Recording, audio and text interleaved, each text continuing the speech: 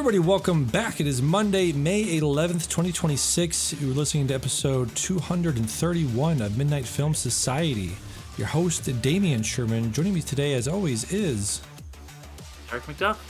On today's show, Mortal Kombat Round 2 has hit theaters, and Derick and I will fight about whether or not it's a Sub-Zero rating or if it's a flawless victory. But before that, we'll go over some movie and TV news, discuss more about what we're watching, and finish up with our Letterboxd assignments. Right into the show, Midnight Film Society, gmail.com, Midnight Film Pod on Instagram, Blue Sky, Letterboxd. Subscribe on Pocket Cast, YouTube Podcasts, Spotify. Rate and review it on Apple Podcasts. Tell a friend, family member, or stranger. What's up, dude? How we doing? Doing well. I was trying to think of something else they say in the movie. Finish him, I guess, is one. Or the show, or yes. The game, whatever medium we're talking about. Yeah. So doing well. Recording a little bit earlier than anticipated because Damian forgot how time zones work, but that's okay. I like to keep you on your toes. Yeah, keep me see the good to go text. I'm like, what? Huh? Since when? 6 hours early, but we're good. It worked out. I was ready to go, so just set up and we're going. We're going. Yep, had some good times at the movie theater. We'll talk all about it. Do you have, well, it's on my mind, I've always been curious to ask you this. Do you have a specific ritual you do? Do you go to the same places for a snack? Do you go, do you do a loop in the inside mall? Is there anything like what in my mall? There's a boba shop that I will frequent when I go to see a movie. If I have time in between movies, I'll go to the food court, get some Chinese food. Any rituals you do when you go see a film in the theaters? I mean, a lot of times I will, because I work right next to an AMC, I'll just, walk right from my getting off my shift. I'll schedule. I'm like, okay, what's starting about 30 minutes after I get off? Yeah. Because that way I can miss all the previews and Nicole Kidman and all that stuff, and just walk straight over to the theater. But yeah, I just I don't really get there early. I'll usually get there right around when the theater is starting. Sometimes I'll go with friends to another one. There's a few AMC's around me, but yeah, I don't have like a set thing. I just kind of just jump in. Don't really grab a lot of snacks. Sometimes I'll grab a drink or something beforehand. But nothing. No rituals, I would say. Yeah. I mean, it's not something I do every time, but if there's time in between the showings, like this time I had about an hour between showings, so we got some food in between. But yeah, it's just a nice little thing to do, to look forward to. In addition to the movie. What I do like to do, if I get a drink, I like to get whatever the AMC like special is, because they always have their like drinks that are tied to the release, so it's always fun to get those. This time, like they had the bone collect when the Bone Temple was out, they had like this one has like some bones in it or something, whatever it might be. This time when I went to go see Mortal Kombat, I was like, well, I wonder what the Mortal Kombat drink is, but it wasn't a Mortal Kombat drink. It was a Devil Wears Prada espresso martini, and I was seeing it at 9:30, and I worked in the morning, so I was like, well, I guess I'm gonna do something else. But yeah, that's a tradition I have, is when I grab a drink from the AMC, the bar, the MacGuffins, which is a great name for a bar. Nice. I will try and grab a drink. But one tradition I do have, if I'm going to the City Walk down in LA, which we were talking about before recording, outside of Universal Studios, is I like to go to the Jimmy Buffett's Margaritaville over there right by City Walk, grab a bite and a drink, a cheeseburger in paradise, a perfect margarita, and then roll into to go see Silent Hill 2 or 3 or whatever the fuck I'm seeing. There you go. It's a nice little ritual there. Yeah. So yeah, with that, let's get to some news in the world of books. Don't really talk about too much books these days, though I think it did mention last time getting the Last Kings of Hollywood. I'm about halfway into that book. That's about Spielberg and Coppola and Lucas all their sort of how they met and sort of revolved around each other's orbits early on, and how they each kind of taught each other, not necessarily how to make films, but the way that they could do it, a way that you could do it outside of the studio system. So very much enjoying that. Recommend that to anybody that's really has a curiosity about how the big three, as it were, got their start. So I recommend checking out The Last Kings of Hollywood. But speaking, check that one out. Yeah, speaking of books, speaking of the Bram Stoker Award, the first horror novel to have win the Pulitzer since 2007, that was Cormac McCarthy, The Road, which is tangentially a horror book. The Road was obviously made into a film with Viggo Mortensen a couple of years after it came out. We'll see if this book by the writer, let's see, what is the writer's name? The name of the book is Angel Down by Daniel Kraus. I'm not familiar with this writer, but one notable thing about this book is that it is sort of written in one long continuous sentence, which is maybe seems kind of what's the word? Huh? Annoying? Annoying, yeah. They have a quote here from the book. I'll read one sentence, one little cutout here. From the article, it says, all of this is magnified by that single sentence conceit, a point Krauss hammers home by telling readers early on, quote, just like the war that won't ever end, like the carnage won't ever end. It's a sentence in a book, careening without periods, grasping with too many commas, a sentence that once begun can't ever be stopped, a sentence doomed to loop back on itself. Yeah, so. That's cool, but how do you do you have to finish it in one sitting? What if you gotta you got 15 minutes, you can read a little bit, you gotta put your bookmark in. How are you gonna know where you left off? I don't know. I was thinking it has pages. You can figure it out from there. Yeah, I'm very much interested to check this out, see how it reads, because even if it won a major award, it's got to be pretty good at a certain point, to a certain level. Funny because it's like not even in stock in a lot of the Barnes and Nobles, and I know that because the paperback is about to come out later in the month, because I think so they don't have the hardcovers in stock anymore. It's I think with the Pulitzers they just kind of are like, hey, surprise, you won. So a lot of places don't even know to stock up on things or that they're nominated and stuff. Interesting. Yeah, we'll see if there's a run on that book when the paperback comes in. Yeah. Oh yeah, there has been. Oh yeah, I'll tell you that much. Nice. Moving on, we have the Ring creator Koji Suzuki has passed away at the age of 68. A lot of people don't know. Speaking of books, he was the author of the original Ring that the titular Ring, the 2002 remake, was based on. They also did a 1998 Japanese version, which I saw, and I this is one of those rare instances where I believe the remake is probably just a bit better than the original. That one came out. Let's see. I think he does. Yeah, he also did Sadako and Samara, so he did both The Ring and The Grudge, I think, if I'm reading that correctly. There's just a small handful of books from the article. It says there's just a small handful of horror movies based on his works. Spiral, The Ring The Ring Virus, Ring 2, Ring O Birthday, Sadako versus Kayoko, and Rings, which I haven't seen yet. So yeah, major horror author passed away this week at age 68. It's a bummer, man. It's a bummer. I haven't read any of his works, but it's always a bummer when we lose a great one. Yeah. All right. So with that, I have again a crap ton of stuff still going with my one movie a day watching. I believe I'm 2 ahead right now, so I'll bang out a few, then we go back to you. Keeping with my Best Picture winner marathon, I am up to Driving Miss Daisy and Dances with Wolves. So yeah, Driving Miss Daisy from 80. The book is there from 89. Yeah, won in 1990. I looked up the nominees from that year. It was not a great year, so I think it probably okay that it won. I'm giving that its pass right now. Yeah, it's fine. I rated it at like a 2.5 on Letterboxd. Just saying it's just milked over, warmed over, white guilt movie. It's just one of those things. I was like, yeah, it's just slop. it's white guilt slop, as the kids say. So yeah, I mean, unless you're doing this, yeah, go ahead.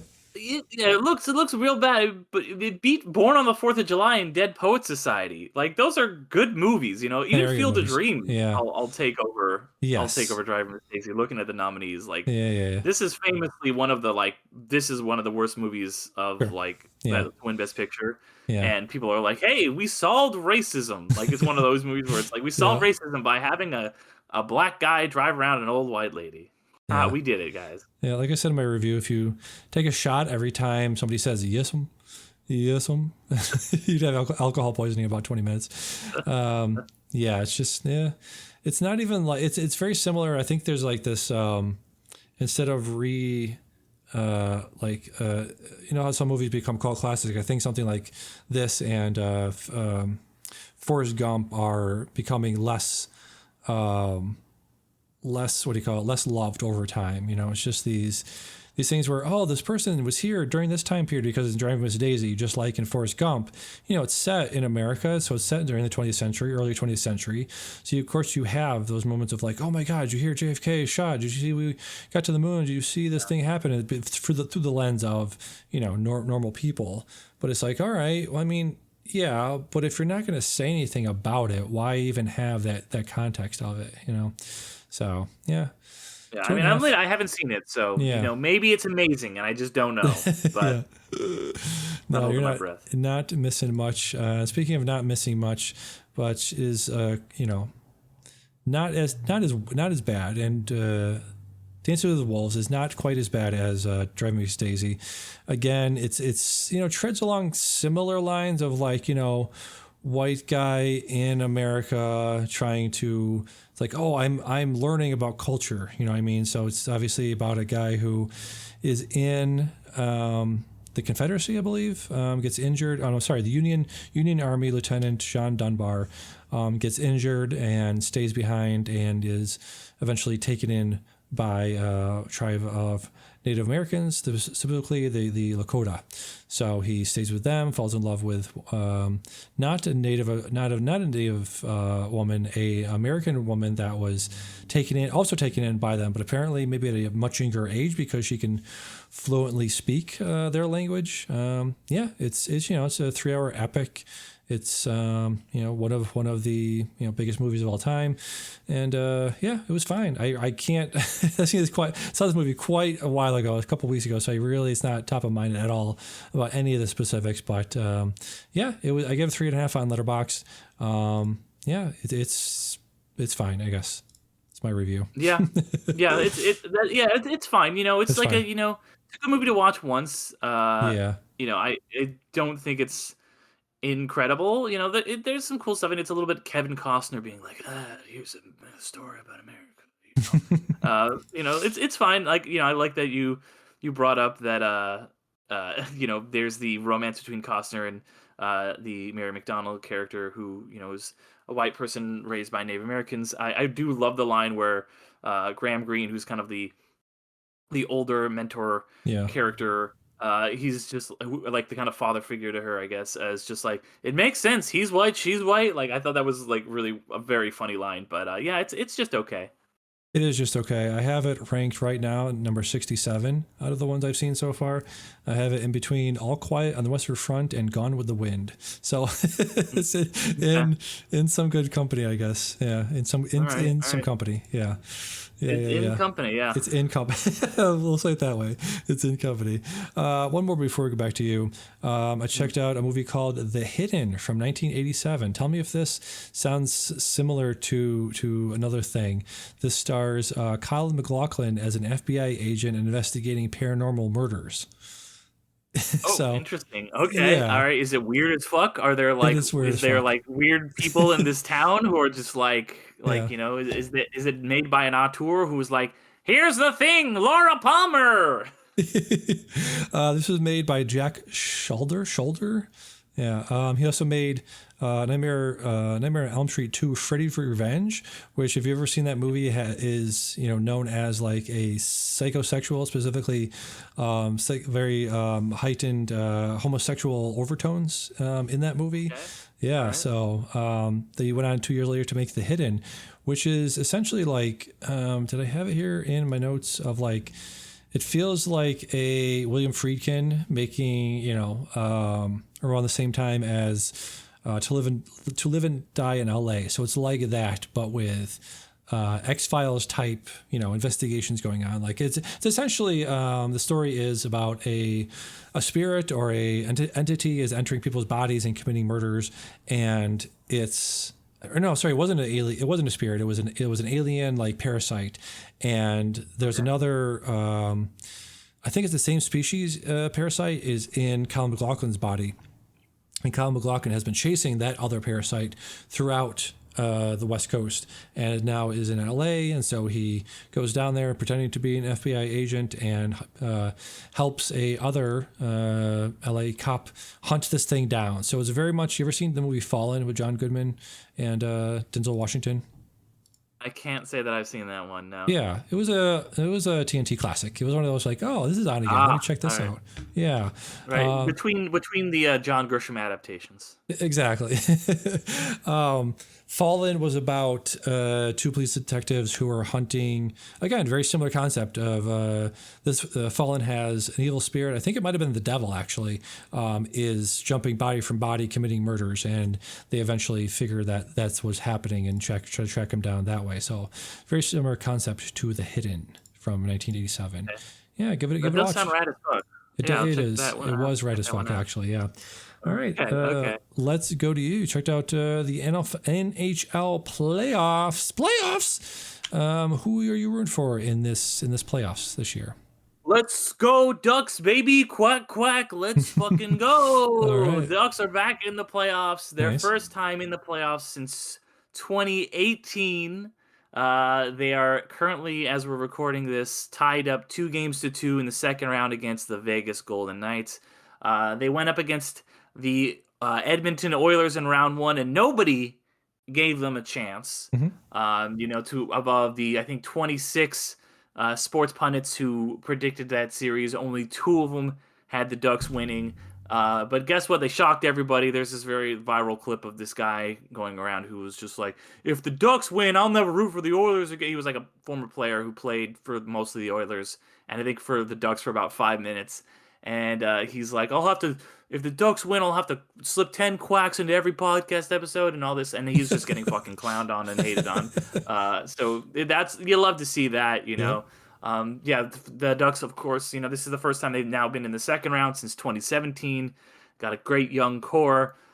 So it's been really great to see it, was at Buffalo Wild Wings after my shift last night, had a couple of brews cheering on the Ducks. It was incredible. I love the Ducks. I'm a big sports fan, yes. But hockey is really my favorite sport, and I've been like a drowning man, or not a drowning man, a man dying of thirst in the desert, not a drop of water, and finally I get some water. I say this all now, and by the time this episode comes out, the Ducks could be theoretically, knock on wood, be out of the playoffs. But they you know what? It's all tied up. Great game last night. Let's hope that they keep that momentum going. But there's been a few other great series that I've been watching too. The Avalanche and the Carolina Hurricanes are both storming through their series. The Canes have not dropped a game, and I'm rooting for them too because they have a former Ducks goalie, Frederik Andersen, who is phenomenal. Watching him, I'm kind of like, oh, I wish he was still on the Ducks because Dostal, I love him. He's not Frederik Andersen, but he, so I'm rooting for them over in the Eastern Conference. But yeah, it's been great to see some great playoff hockey. Nice, very cool. Is to show my lack of geographical knowledge, but any chance you go and check them out live in Anaheim? Yeah, I mean, honestly, they are the arena is literally about a 5-minute drive from my house. I went to 2 games in the regular season, and I would love to go to a playoff game if playoff games were not so insanely expensive. It's a couple $100 to get tickets. So don't see that happening. But you know what? I'll never say never. I mean, I could just, I could get over there very, very easily. In fact, we were talking beforehand, before we recorded about the Olympics. They're doing I bought a couple of indoor volleyball tickets to the Olympics in 2028 when they did their pre-sale, just because I was like, you know what, it's right down the street from me, quite literally. So I might as well go see it over at the Honda Center. But yeah, so it's stone's throw from my front door. Nice. Very, very cool. All right. Back to me for a couple things here. Checked out the Hunger Games Ballad of Songbirds and Snakes. Did not check this out when it came out. I read the books. I've seen the previous films and I thought they were pretty good, pretty good, but just wasn't feeling it to go out and see it in theater. So I caught up with this last couple weeks. Pretty good. I think Rachel Ziegler was definitely the right choice for this role. She sings, she dances, she does all those things. Tom Blythe, somebody I was not familiar with at all previous to this. Still don't know what he was in before that. Oh, he was the feral child in Robin Hood, apparently. He was also in People We Meet Vacation this year. Very, very good. Young Mr. Cornelius Snow. I really liked a lot of people in this. Hunter Schafer was very good as Tigris. Really, really loved Viola Davis. I love when an actor. Huh? Hunter Schafer? Tigris. Tigress. Well, it's spelled weird. Yes. She doesn't bounce on her tail and hang out with Winnie the Pooh. Really, really loved Viola Davis is just going for it in this one. Just over the top, chewing the scenery and every scene she was in. Loved her performance in that. Love when an actor gets a chance to just go off like that. Really great performance. Love me a Bern Gorman. Love a creepy Bern Gorman in anything. Playing Commander Hoff in this. Pretty good film. I do gotta say, I don't know. I wasn't digging. Maybe it would have worked better in a theater in the widescreen. Seeing it in widescreen, all that though. But the Francis Lawrence, Frankie Larry, as I call him, loves the widescreen shots, just sweeping widescreen. I know there's a name for that sort of.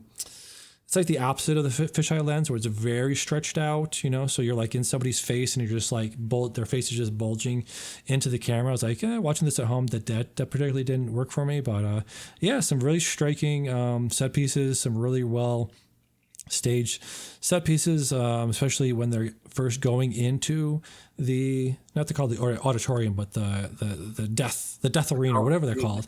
The Coliseum, the arena. The arena, yeah. And it was I was taken by it because I was like, oh, this is such a stark contrast to, still obviously still early on, but a very stark contrast to the massive arenas where you can literally, get lost in this giant forest.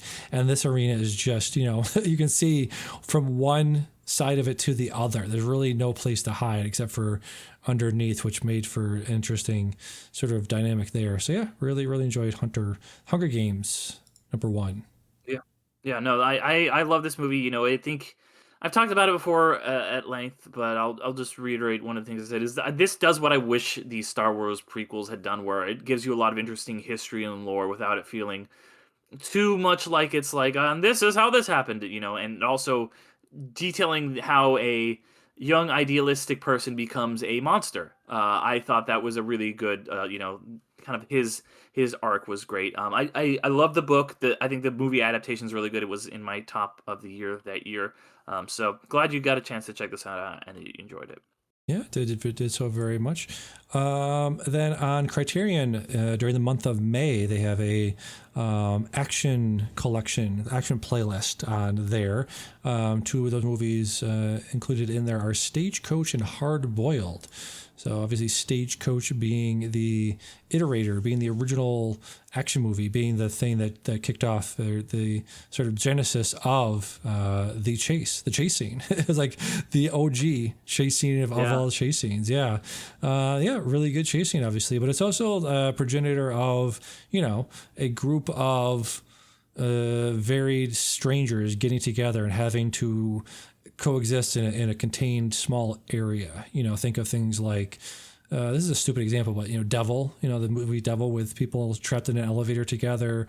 What was the Bad Times at the El Royale? It's just I noticed this was the original, maybe not the original, but one of the early examples of putting people from disparate class stratas and different genders and so many different types of people all smushed together in one contained, in this case, the stagecoach, but also they are staying overnight in an inn somewhere. So it's one of the original, like, hey, what's going to happen if we throw all these different types of people into one space and just let's see what happens. So it's one of those, one of the originals of those. And speaking of the originator, but my review was, hey, Ringo, on your left, meaning it's the genesis of the, oh my God, the hero is pushed to the limit. The hero is almost dead. They've got him. The hero's cornered. What is going to happen?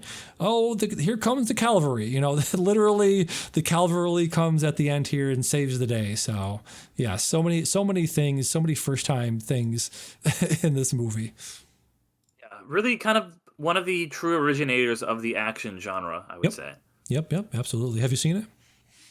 I have. I watched it a couple of years back. It was kind of one of those ones. It's like, this is an important movie. Like, this is a movie that people talk about a lot. I'm not the biggest John Wayne guy, but I like John Ford. So I know that John Ford made a lot of movies with John Wayne. But I think that this is definitely one of the better collaborations from them. Just, you can see the DNA that this is like the great grandfather of so many modern action movies. It's a little bit outdated. There's a little bit of racist stereotypes against the Apache and stuff like that in there. But man, this is like, you're watching those movies, you're like, there's some parts where you're like, okay, this is from the 1930s, I get that. But there's also parts where you're like, this is very ahead of its time. Yeah, especially the parts where it's like one long take of maybe it was John Wayne, maybe it was Stuntman, but him jumping from the stagecoach to on top of all the horses. There's like 6 or 8 horses that were leading them, and he jumps from the stagecoach onto the first set of horses to the second set of horses to the third set of horses, all in one shot. I was like, Jesus, that was pretty good first time. Yeah. It's some real Indiana Jones shit. It really is, yeah. Speaking of things that had influenced, yeah. And again, the other movie I checked out on the Criterion's action set list, the playlist there, Hard Boiled from 1992, directed by John Woo, starring Chow Yun-fat and Tony Leung. I know plenty of people that enjoy action cite this as one of the best ones ever. Specifically, Devendra Hardawar on the Filmcast has sung his praises recently. I think they just did a recent 4K transfer that he talked about watching recently and saying this is a movie he grew up watching. This one really isn't, honestly. I watched so many Jackie Chan movies, so many Jet Li movies, so many Jason Statham movies. John Woo and Chow Yun-fat are kind of the two guys that kind of slipped through the cracks there as I was, going to action school as was watching these with my friends back in the day for whatever reason. I did watch Kiss of the Dragon with him in this, but apparently all the other ones I did not check out until now. And this is really insane. This is just like one of those where you're watching it and you really have to just shut off your brain in terms of like reloading. There's like a specific review on Letterboxd. It's got like 1,000 likes where a guy goes, "Reloading is for chumps and dickheads. Chow Fat doesn't need to reload. Fuck that shit. He's got more assholes to kill." And so just like, yeah, just shut your brain off. Don't give a shit that he's got, a 12 gauge shotgun that he's killed 15 dudes with, even though it's probably holds 8 shots, but it just doesn't matter at all. It's just the most ridiculous, over the top, jumping, flying sidekicks and dude shooting 2 guns at once. I didn't notice any doves in this one, unless I missed them somewhere. But yeah, if you know John Woo, you know Chow Yun-fat. This is one of the best all time. Yeah. Okay. I mean, yeah, it's one of those. I'm not a big John Woo guy, if I'm being honest. I've seen more of his American films than his Hong Kong movies, which I tend to really dislike. I think Mission Impossible 2 is bad. But you know, I know Hardboiled has a really good reputation, so maybe this is one that will turn me around on him when I eventually see it. Yeah, yeah. A couple more that are pretty okay, so I'll go through them pretty quickly. Catching up with the Blank Check guys, they checked out Green Card, Paul Weir's 1990 movie starring Gerard Depardieu and Andy McDowell. Essentially about, I mean, the movie kicks off with, and the premise is Gerard Depardieu and Andy McDowell get married for the green card, and they go their separate ways. You know, it's the not just the synopsis, but the tagline says it all. The story of two people who get married, met, and then fell in love. So essentially that they split off after getting married.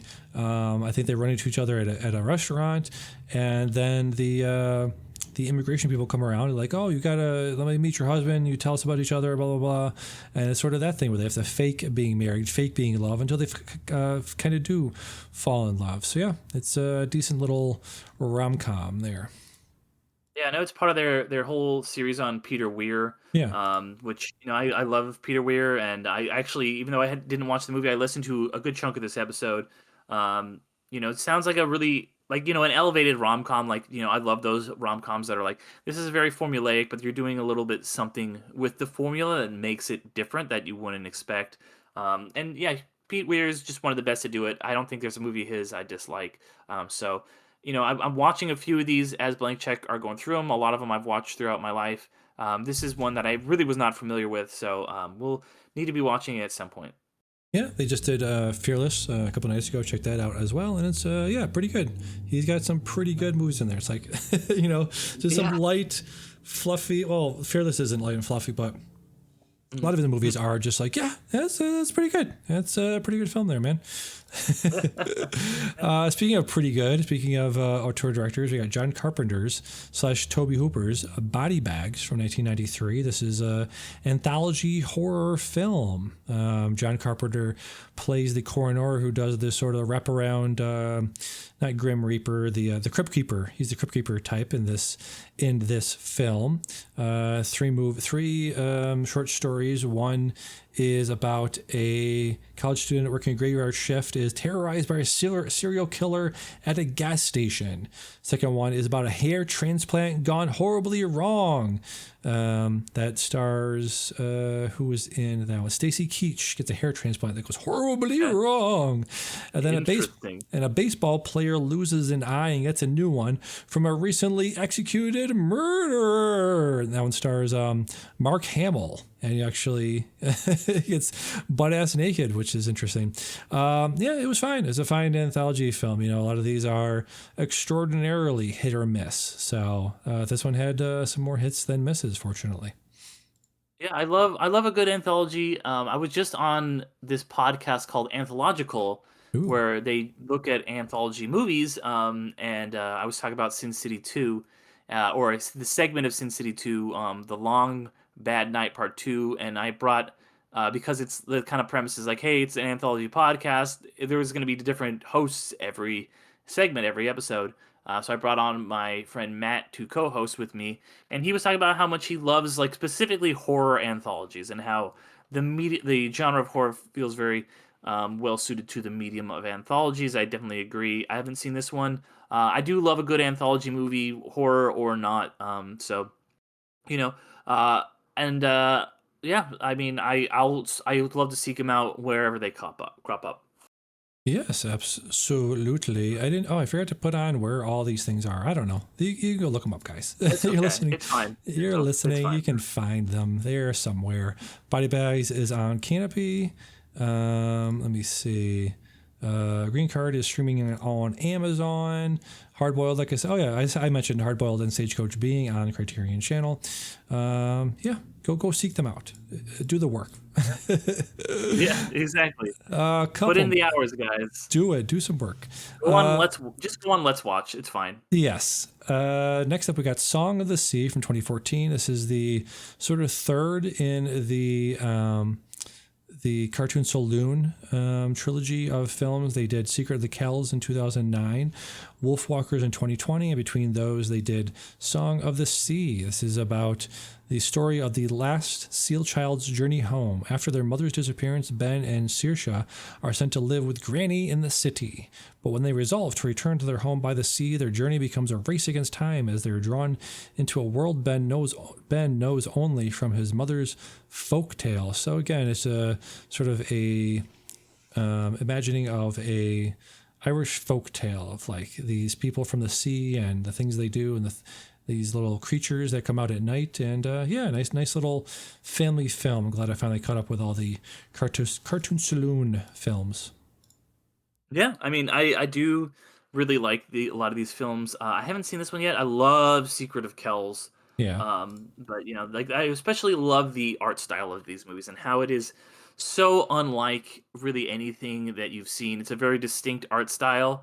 That you can instantly tell that, hey, it is this studio who has made this movie. It's very beautiful. It's very reminiscent of a bygone era of like not even animation, but just like art and like with almost like stained glass at certain points. Yeah, it's very yeah. beautiful.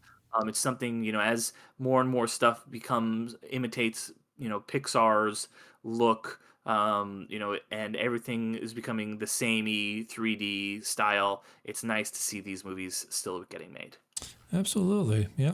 Let me see. Is that streaming on a thing? Let's see. No, not really streaming anywhere. Let me see here. No, unfortunately not. Moving on, a couple more things. The Man Who Will Be King. Checked out this because my coworker recommended it many times. It's from 1975, directed by John Huston, starring Sean Connery and Michael Caine. Some of the great voices of all time. Some of the most easily impressionable voices of all time. Christopher Plummer is also in this. Synopsis is, tired of life as soldiers, Peachy Carnahan and Danny Dravot travel to the isolated land of Kafiristan, where they are ultimately embraced by the people and revered as rulers. After a series of misunderstandings, however, the natives come to believe that Dravot is a god, but he and Carnahan can't keep up their deception forever. So it's essentially like a Sundance Kid. What was the movie? Butch Cassidy. The Road to El Dorado. Road to El Dorado. Yeah, very similar to that as well. Yeah, two ne'er-do-wells, two con men, two silly guys that try to get some do a quick get-rich-quick scheme, get a little over their head as they pretend to be gods. So yeah, very funny, very with Cassidy, but yeah. Yeah, but that's similar. Like two guys, Sure. It's two guys that are just on an adventure together, do wacky adventures together. Fantastic film. This is streaming on Plex right now, I think. Yep. Okay, very cool. Good stuff. I think that will do it for me. Finally, there we go. Oh wow, Took a while. We got it. We got it, guys. We got through them all. Actually, one more before we get to the big one of the week. Saw two films. We'll talk about my second one together. So the first one was Hokum, horror film, 2026 gothic supernatural horror film from Damian McCarthy. Checked out one of his previous films called Oddity from 2024. I actually found it pretty slow, pretty meandering, very... I don't know what the word is, but like slow cinema, but very, like it was very similar to something like The Witch. It just takes languorous shots of, in The Witch, it's very slow shots of the forest and the wilderness and shadows and all that stuff, and creepy shots of goats. Oddity was the same thing, but it took place inside an old-timey country house in Ireland. Hokum also takes place in Ireland. I think it's shot around the same place, Cork, I believe, Eastern Cork. Okay. It is starring Mr. Adam Scott. People will know him from Parks and Rec and Severance and so many other things. He plays an American author struggling to finish the epilogue of his successful Conquistador trilogy. And so he's just an asshole. He's a piece of shit. So they're like, all right, kind of hope some bad things happen to him, but he does some stuff to redeem himself along the way. So yeah, very, very creepy, very moody, very well shot. I would say it overdoes the jump scares quite a bit, which got quite annoying after a while. But it definitely has a sense of place. I think a lot of these new agey horror movies could kind of take place anywhere. I forget which movie they were talking about recently where it was like, yeah, that was shot, was supposed to be, it was supposed to be Boston. The drama was supposed to be in Boston, but somebody said, oh yeah, it could have been fucking Oslo, Norway or whatever. It had no identifying markers of it being in Boston. And Hokum very much feels like an Irish movie. It very much feels like the Irish countryside and is littered with obviously Irish people, but it does something to make you feel, gives it a sense of place and a sense of feeling there. So yeah, would recommend checking this out in theaters. I saw this, like I said, on a Saturday, so way more people than there would have been anyways, and it definitely added to a sense of spookiness. So yeah, recommend checking out Hokum. Yeah, I do need to get out and check this one out at the theater. I love Adam Scott. I love this kind of this subgenre of horror film. So this one is on my list. So maybe next week I'll be here talking about it. We'll see. Nice, yeah, a little folk horror-y feel to it as well. Yeah. Okay, film review of the week. Mortal Kombat Part 2. Derick, kick us off. What did you think of Mortal Kombat Part 2? So, Mortal Kombat Part 2 was almost like a tale of two movies for me, where there were some things I liked about it and some things I just like checked out completely. This movie, I will say, is not very... It's not a great movie, it's not a masterpiece, but it's honestly a lot of fun because this movie is just ridiculous and over the top and stupid and funny in all of the best ways. It's a movie that really realizes what it is. There will be long stretches where they're going over the lore and, like, oh, well, Katana has to do this. And I was like, I don't give a fuck about Katana. Let's get back to the silly people. And, specifically Carl Urban just being like this, as Johnny Cage, being this kind of over the hill action star who now goes to Comic-Cons and, has this little booth there and nobody cares about him. He's just kind of like, he's saying all the stuff that a normal person would say if they got into Mortal Kombat. And he's incredible. And then also, spoiler alert, Kano returns in this. Yep. Kano is just the best part of the fucking movie. Yep. Kano just be like, hey, what's going on? You know what I love? I don't want to see the world end because I love Jack and Coke, and I love Jack, and I love Coke, and I love all these things. Hookers, it's just, he's fucking just being the most Australian that anyone has ever been in history. And it's fucking beautiful. And this movie also realizes that they're like, we're going to give you the hits. We're going to bring back stuff from the first one that worked. I also was like, I don't really remember that first movie that well. Let me think, like, what was going on? And it's like, oh yeah, those characters, they're all still back. And I'm like, okay, cool. Like, I think I remember this guy. He was the chosen one. It's like, yeah, but like, we really don't give a fuck about these characters, and we know you actually don't either. So like, they're not gonna largely matter. They're all gonna very quickly die. Like, the main character from that first one is gonna get killed pretty quickly and unceremoniously. And it's like, oh, well, the movie ended like, maybe we'll go get him back, But, and there's some great fight scenes. There's some awesome action. There's some very Mortal Kombat-y shit. A Mortal Kombat actually fucking happens in this movie, unlike the first one. Of course, they bring back my boy, Hiroyuki Sanada, as Scorpion, because he was one of the best parts of that movie. They find some convoluted reason to go bring his character back. Yep. There's a lot of convoluted reasons to bring good characters back, and and kind of dispatch of the characters that maybe didn't make as much of an impact.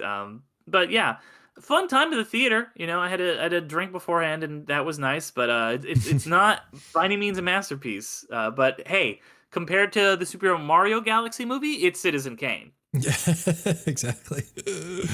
Yeah, I had a really good time with this as well. Just hearing what's his name?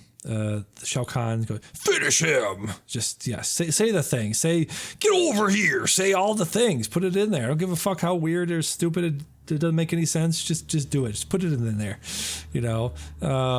Somebody said on Letterboxd, like one of the top rated reviews was, I know they wanted Glenn Powell for Johnny Cage. I just can't prove it. How do you think Glenn Powell would have done as Johnny Cage compared to Carl Urban? He would have been fine. He would have been passable, but like Carl Urban's so good as this like over the hill, just like he's clearly having the time of his life, in this movie. I think like it would have been a decent performance. It would not nearly have been as fun. It would have just been like, oh yeah, he was cool in that, like Star Fox, cool Star Fox. This was so great. Like Carl Urban, like incredible. He even Yeah. gets to reference Lord of the Rings at one point. Yes, he does. A lot of references to many things. So who did he call? Who is the guy? There's so many names in this. I have played Mortal Kombat quite a bit in my life, but there were so many names in this. Like, wait, who is that person? What is their job? Who is the guy that does the guy that's bringing everyone back to life? Shao something, right? There's so many Shaos. Shao Kahn? Yeah, it's Lao from The Dark Knight. I can't remember the character's name. Yeah, he called him like shitty Voldemort. He's like the bad guy from the first one. Like I mean, he's like the main bad guy from the first one, which I also forgot. Yes, he was exactly. Cannot find his name, but anyways, my favorite scene from this movie was the Baraka scene where they have to go get Baraka, and he challenges him. It's like, wait, what? No, him. You fight him. What? And then they actually fight, and it actually goes well. And Baraka's like, oh shit, I love combat. That was the best fight I've ever had. I love how that was such a good scene. Baraka was definitely one of the fun, great characters in this movie that they added on. Yeah, I love how it has like a not space. What's the name of the movie? Space Quest? No, what is Galaxy Quest? About it, like I'm just an actor. That's not me. You got the wrong guy, and then he has to actually become the guy. Yeah, did you get Galaxy Quest vibes from this? I mean, now that you mention it, yeah, I definitely see that parallel. I like how he refuses the call, just goes to a bar, gets drunk, and never actually accepts the call. He just happens to get teleported back, and then like gets caught up in this and loses immediately. By the way, I thought that was great. Yes, he does. Yeah, I mean, again, tell me, what's your history with Mortal Kombat? I haven't asked you that. Did you play the games as a kid? I played them a little bit. Honestly, I was more of a Tekken guy. So like Tekken was my fighting game. But I mean, like everybody in the 90s, I played a little bit of Mortal Kombat. Yeah, in addition to being obsessed with martial arts movies, my friends were obsessed with fighting games. But like we played, now that I'm thinking about it, we played like a lot of them. We played Mortal Kombat. We played Tekken a lot. Tekken Tag Tournament was our jam. We played Tekken 3 and 4. What else did we play? Soul Calibur. Fuck yeah. Yeah, Soul Calibur was amazing. I literally bought an Xbox just to have Spawn, just to get the Spawn version of Soul Calibur. Oh, what? Link isn't good enough for this guy, I guess. He isn't. Wow. Link over Spawn. I was All right, this is some propaganda. I was an edgy goth punk kid, so of course I had to get Spawn. Oh man, this is give us some real Ben from Blank Check vibe. Exactly. Soul Calibur. I know there was another one. We played a lot of SmackDown versus Raw, which isn't technically a fighting game, but it kind of is because you could hook up 4 controllers and have 4 people playing at the same time. But yes, we all played a lot of fighting games back in the day. Yep. Yeah, I mean, definitely, a fan of this. We're also getting a Street Fighter movie later this year. So like a couple reboots from cheesy, like, these video game classics that had really bad adaptations in the 90s. We're getting brand new shiny versions of them this year. Yes. Yeah, funnily enough, Street Fighter was not one of the big ones we played. We're not a big Street Fighter. No, not a big Street Fighter household, apparently. So yeah, Mortal Kombat 2, great ending. I forget who were they doing at the end there? Like, oh, we're down. Our too many heroes have died. We have to go find more. Who was did they reference like one specific guy they were going after, right? I thought they were like, we're going to go find, because they get the necromancer guy the guy you were referencing before, and I just pulled up his name and I already closed out of it. But who they're like, here's the necromancer. We're gonna go get basically the cast of Mortal Kombat 1 that all died in this movie. I think they're going to, like, the idea is they're going to the Netherworld to bring them back from the dead. Shang Tsung, I think, was who we were talking about. Yes. But yeah, so that's I think that was it's like, oh, we're next Mortal Kombat, we're going to the Netherworld. So yeah. We'll see how that goes. Quan Chi is the necromancer I'm trying to think of. Yeah. Oh, okay. Yep. All right. So that was a review. Oh, right. Yeah. Shang Tsung was Lao. Yeah. Yes. So that was a review of Shin Han. Mortal Kombat. Pretty good. Yeah. Pretty good. Yeah. He discovered the power of friendship. Go ahead. Yes, absolutely. And I was gonna say, so far we've gotten one video game adaptation a month this year. It's been wild. We've been getting and there's still more to come. But 5 months into 2026, we've already gotten 5 video game adaptations. Yeah, yeah. The video game films are definitely the new superhero films. The thing that people are Looks that going way. to Looks that way. going to the theaters for. All right. If you agree or disagree with our takes, email me midnightfilmsociety@gmail.com. That brings us to Letterboxd assignments. I literally could not find. I spent the past week looking for the chase. I was chasing down the chase. Could not find it anywhere on any of the corners of the internet. I look for things. Could not find it. So I did not watch The Chase from 1966. If anybody out there and can give me directions to where I can find this thing without having to buy a disc, I would love you. Yep, could not find it.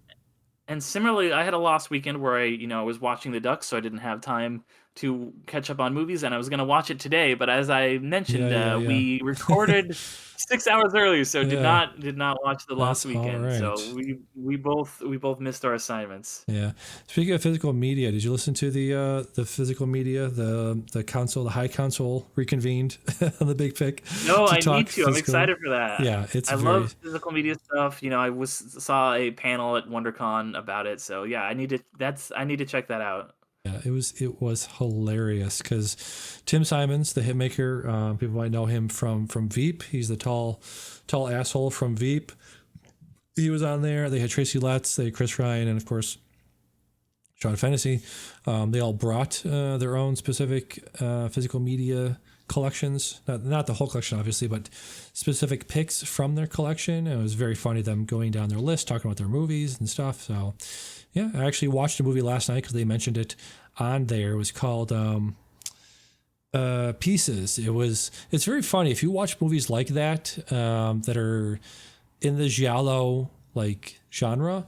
It's very, very funny because almost exclusively they are dubbed in English. It's very difficult to actually find them not dubbed. It's very difficult to find them in their original language, which makes it very kind of cheesy, but very interesting to watch. Yeah. I mean, I haven't really seen a lot of giallo films, but yeah, like as somebody who's not into horror as you are, would you recommend anything in particular? Yeah, I mean, the classic giallo is the best of the best. Is obviously what's his name? I know his daughter's dated Anthony Bourdain. What is his name? Mr. Giallo. Dario Argento. Start with opera. Actually, there's like a kind of a loose trilogy of them that ended with that, like the late 80s. Let me see here. I'll just go through his list real quick. You should start with opera. Yeah, opera from 1987 has some of the best cinematography, some really gnarly kills, some great music. So yeah, check out opera from 1987. Added to the watch list. Maybe it'll get rolled right here. We'll see. We'll see. All right. So yeah, that brings us to our Letterboxd assignments for next time. I'm gonna go to my watch list, and I'll hit shuffle, and we'll see what I got here. And I get Caddyshack. All right. It's a dad classic. You've never seen Caddyshack, huh? I've never seen Caddyshack. I haven't seen a lot of 80s. Is that an 80s movie? Or maybe it's 79? It's an 80s movie. It's a dad's classic. Dad's classic, yeah. It's a dad classic. That's the movie my dad showed me that, like, I don't know how well it's aged. That's what I'm wondering. I'm curious to see what you think of it. That's what I am wondering. So I'll come back next time and be like, all right, so this 30 seconds was not racist or sexist or homophobic. Right. So yeah, there's no sexual assault happening in this portion. I'll that's my assignment, is just to pull out. Let's see how much of this movie is not absolutely abhorrent in 2026. Yeah. I remember I liked it a lot as a teenager, but we'll see. I haven't watched it in a hot minute. We'll see how it's aged. All right, so that's my assignment for next time. Derick, roll it up. Tell me what you got. Oh, I got I've never seen an Ozu movie. He's been somebody who's been on my list for a very long time. And I'm gonna be in for a little bit of a sit because I got Tokyo Story, but Yeah, it was nice. considered one of the all-time great movies of all It time. I is. haven't really seen it 'cause it is a long one, but it is one that I definitely need to see, and I have my options for watching it. So, Yeah, Tokyo Story for next time really good, from really good. director Ozu, one of the Yeah, all-time greats. Yoshihiro Ozu, yes, one of the greats. All right, so I think that's for our assignment for next time, and for next time we got May is Horror Month. A lot of horror stuff coming out this month. I already talked about Hokum. Next up we have Curry Barker's Obsession. Heard very, very good things about this one, so I'll be excited to check that out for next time. We also have a film that I just heard about a couple months ago called Is God Is. Premise is two sisters with disfiguring burn scars are ordered by their bedridden mother to kill their abusive father who caused their scars. They must decide whether to seek vengeance or find mercy. So, because it's starring Vivica A. Fox, it very much sounds like a Kill Bill sequel. All right, yeah, interesting. Yeah. Had not really heard of that one, so Neither did I. let me know how it is because I'm not gonna watch it. No, fair enough. Speaking of a movie that's just kind of out there, just maybe it is Prime Regal Unlimited fare. It's Guy Ritchie's newest film called In the Gray. Tell me if you heard this one. Tell me if you heard this premise synopsis before. Is Kyle MacLachlan going to another spooky town? A secret elite team of agents is tasked with reclaiming a vast fortune stolen by a ruthless tyrant. Whoa. That's some highfalutin stuff right there. Let's see how it goes. Yeah. For the following week, May 22nd, we have Passenger. Speaking of horror movies out in May, this is a supernatural horror film directed by Andre Orvidal. You got that weird O in there. Let me link you here. How would you? Yeah, I know that he did. I want to say he did. Scary Stories to Tell in the Dark, right? Oh, that fellow? yeah, good, nice Paul there. He also did Last Voyage of the Demeter, which I have yet to see. That's the Jason Takes Manhattan of Dracula movies. That's a great comp there. Did Autopsy of Jane Doe, actually a fantastic film. I like that one a lot, from 2016. Okay, yeah. So his newest film out his film out May 22nd. It's called Passenger. A few weeks into their van life adventure, a young couple witnesses a horrific accident that leaves the driver dead. Soon, they're pursued by demonic stalker who is impossible to outrun and follows them wherever they go. Interesting. Yep. Same week we have Mandalorian and Grogu. Again, a Regal Unlimited pick there, because that is firmly in the camp of something I would not pay money to see. Yeah. How about you? Yeah. I mean, I would see this movie. It's Star money? Wars. Yeah. Yeah, I would pay money. I mean, of course, I'm not going to. I'm going to use my AMC pass. Yep. Yeah. I mean, I guess I'm paying it away because I'm paying for my AMC pass. Yeah. But yeah, I mean, hey, it's Star Wars. Might as well check it out. I like the Mandalorian show. Particularly the first few seasons. So why wouldn't I see this? Yeah. People are being very, very hard on it, and it's like one of those things. Like, yeah, it doesn't look like the best thing in the world, but I'm like, Jesus Christ, some of these people are like going so hard on this thing. Yeah.